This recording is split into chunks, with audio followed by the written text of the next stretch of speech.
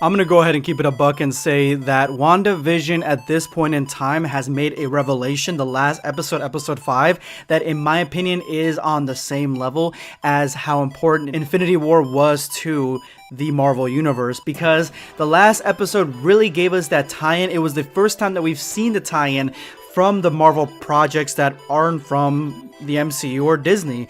And so before I begin, spoiler alert, if you have not seen WandaVision, go watch it. If you are a Marvel fan, go watch it. If you're not a Marvel fan, I would still watch it because it is fucking amazing. It is by far one of the best shows, on the same quality in my opinion as The Mandalorian. That's how good this show actually is.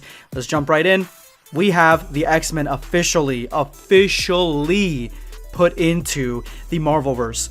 That is correct. The X-Men have been introduced in a way that I never thought that they would be. So in the last episode of WandaVision, we get Wanda is the bad guy. She is the one that has created this world. She is the one that is holding these people hostage because of grief, because of sorrow, because of sadness. She is a villain that is a villain because of her circumstances, all the pain and suffering that she's gone through. There's so many Easter eggs that showcase what she's gone through the MCU. The ticking bomb that she explained was Tony Stark's device that almost killed her and her brother, that she had to think about all the time that she was locked underneath rubble.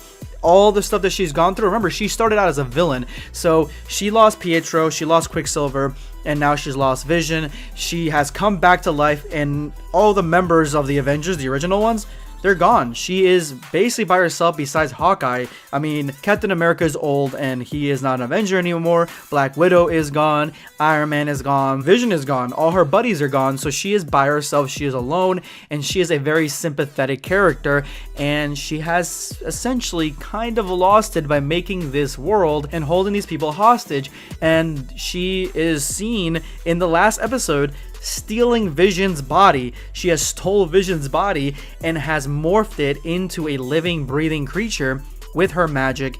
And now he's just walking around, but he is becoming self-aware like a machine, which is awesome, and realizing that the world is not the way it is. He's retaining some of his powers. So the fact that they both have the power of the Mind Stone, in a sense, I think that's the reason that they have such a connection. They have a link, and the fact that she is able to kind of make Vision be Vision, and even though he is a dead body, he is retaining a lot of himself. And she even has kids that are shown to be real children. They have powers, they have comic book standing because they are heroes in the comic books. So those kids, I feel like, are here to stay and are going to be part of the next level of MCU. But the biggest revelation in the last episode was Pietro. At the end of the episode, as Wanda and Vision are arguing, fighting, and Vision wants to be free of this, he wants to let everyone go. He realizes this is wrong, what Wanda is doing.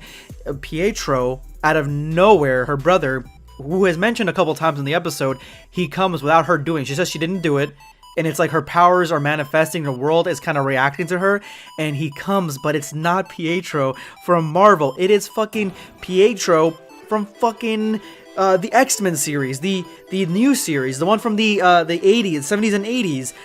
That is the Quicksilver that we're getting, the one from all the best part of those movies, the slow motion scenes. That is the one that we got.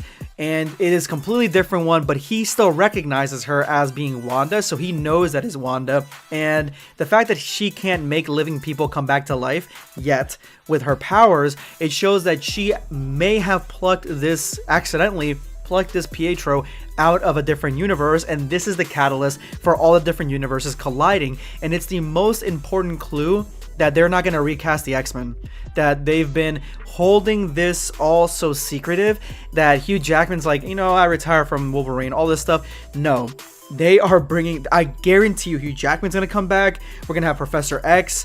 We're going to have all the characters that we love. They're all going to come back in the X-Men form. They're not going to be recast, which I honestly, I wouldn't have minded a recast because there are other actors that could play those parts. But at the same time, I'm just so happy to see them come back. And the fact that we got the 80s version when they are in the 80s, essentially, in this time period of the show, is phenomenal. I love WandaVision. I am fully on board, and I think this is one of the best new shows on the market right now when it comes to geek shows, nerdy shows. This is the one. This is it. I am on so many different highs right now from this show. This is an amazing show. Anyway, let me know in the comments below what you guys thought of WandaVision. This is going to be Sunscape signing off. Take care, guys.